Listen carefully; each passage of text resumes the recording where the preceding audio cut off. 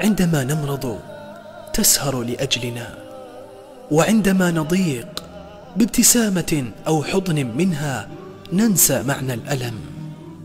الأم هي الوحيدة التي لم ولن تخذلنا أو تتركنا مهما حدث، هي الوحيدة التي تبدينا على نفسها، والتي تصرف جميع ما تملك من صحة ومال وغيره لأجل أن تسعدنا.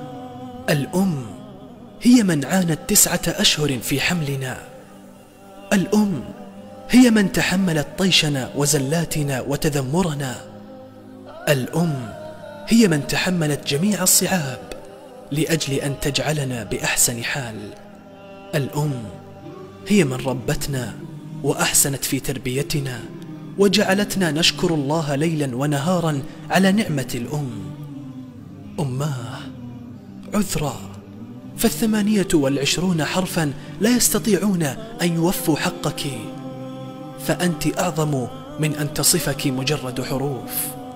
ولكن أختصر قولي في حديث الرسول صلى الله عليه وسلم: الجنة تحت أقدام الأمهات. فيا رب احفظ لنا أمهاتنا وأطل في أعمارهم، واجعلنا بارين بهم لا عاقين، وأسكن أمهاتنا فسيح جناتك. بقلم سارة الشتوي.